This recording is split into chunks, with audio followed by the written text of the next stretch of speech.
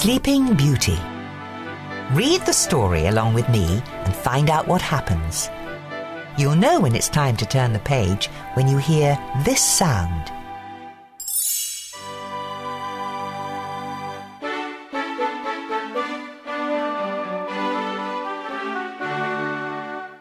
Long ago, there lived a good king named Stephen.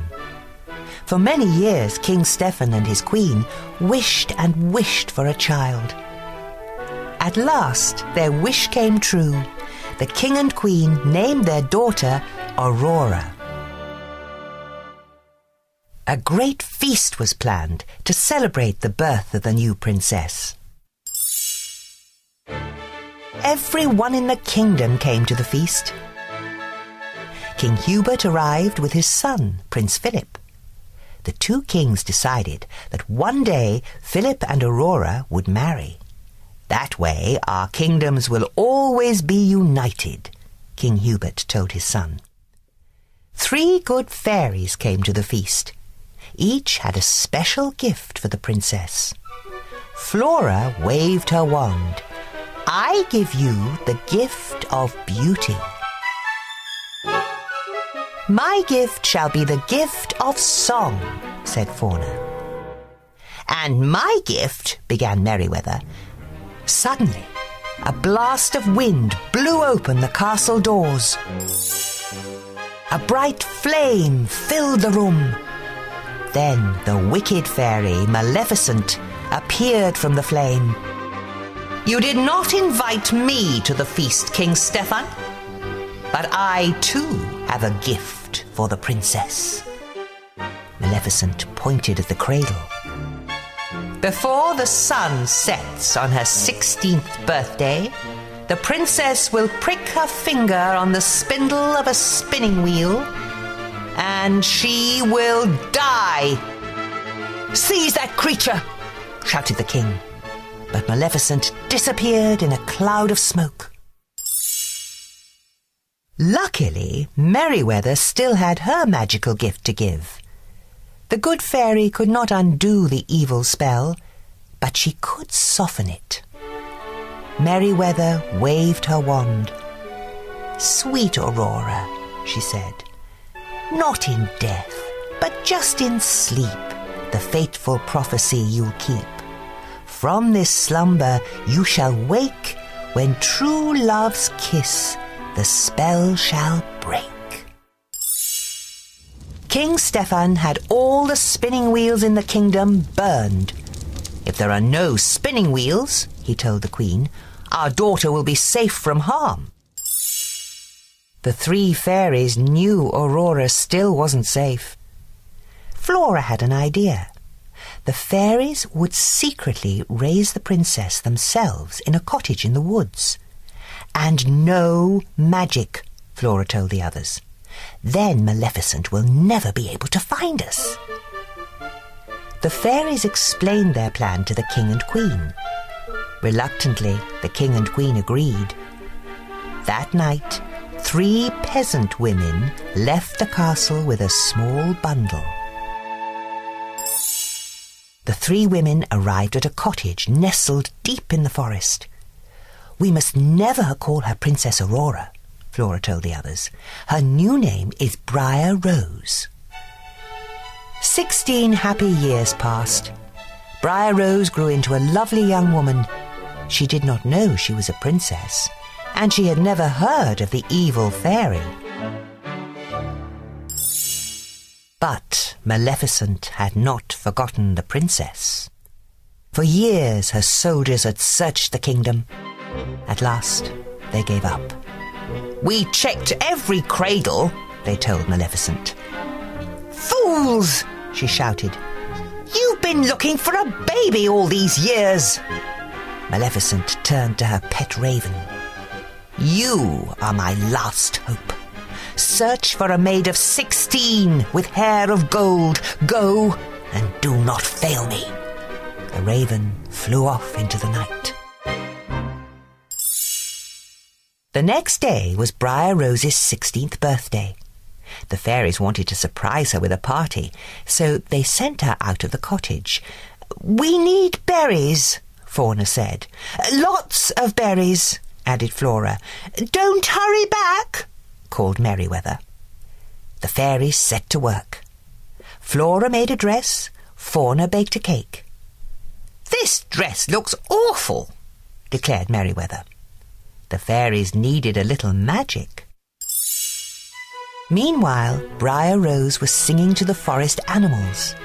She told them all about a prince she had met in her dreams. Nearby, Prince Philip was riding his horse. When he heard Briar Rose singing, the prince couldn't resist joining in. For a little while they sang and danced together. What is your name? Prince Philip asked. Why, it's... Just then, Briar Rose remembered that she was not allowed to talk to strangers. I have to go, she said quickly. When will I see you again? Asked the prince. He'd already fallen in love with Briar Rose. Tonight. I live in the cottage in the glen, she called as she hurried away. Back at the cottage, Fauna had fetched their magic wands. She waved her wand. Now the cake was perfect. Flora changed the dress she had made into a beautiful pink gown. It should be blue, said Merryweather. She made the dress blue. Pink, shouted Flora. The fairies kept changing the dress from pink to blue, and blue to pink. Pink and blue magic dust flew everywhere. Maleficent's raven saw the magic dust flying out of the chimney. He had found the princess. Back he went to tell Maleficent. Just then, Briar Rose returned to the cottage. Surprise! The fairies shouted. Oh, this is the happiest day of my life, cried Briar Rose. I met the most wonderful young man. He's coming here tonight. The fairies could see she was in love. But that's terrible, said Fauna. Why? Asked Briar Rose. The fairies told Briar Rose that she was really Princess Aurora. She had to return to the castle that very night, and she had to marry a prince. Aurora was very unhappy. She would never see the young man she had met in the forest again. Yet everyone in the castle was happy. King Stephen couldn't wait to see his daughter, and King Hubert couldn't wait for her to marry Prince Philip. When they arrived at the castle, the fairies left to fetch the king and queen. No sooner had they gone than a magic ball of light appeared. Aurora followed it up the stairs to a small room. Maleficent was waiting for her with a spinning wheel. Aurora had never seen a spinning wheel before. She reached for the spindle. Touch it, Maleficent hissed. Aurora touched the spindle and fell into a deep sleep. The three fairies had been searching for Aurora. They found her lying on the floor, fast asleep. The fairies placed the princess on a bed. She will sleep until she is kissed by her true love, sighed Flora. Perhaps he is the young man she met in the forest. He was coming to the cottage tonight, remembered Merryweather. Let's meet him there, said Flora. But first, let's put everyone in the castle to sleep. That way, no one will know what has happened. The fairies cast a spell over the entire castle. Soon, everyone was fast asleep. Prince Philip had already arrived at the cottage. He had decided to marry the girl he had met in the forest instead of Princess Aurora. Maleficent's soldiers were waiting for him. They tied up the prince and brought him to the Forbidden Mountains. Maleficent told Prince Philip that the girl in the forest was really Princess Aurora. She was sure he would never escape to wake his sleeping beauty. But the three fairies realized what had happened. They sneaked into the dungeon and freed the prince. Take this magic sword and shield to protect you, said Merryweather. The prince set off to rescue the princess. Maleficent tried to stop him. She raised an enormous hedge of thorns around King Stephen's castle. But Prince Philip hacked his way through the thorns. The evil fairy was furious. She transformed herself into a fire-breathing dragon and tried to destroy the prince. Luckily, the magic shield protected him.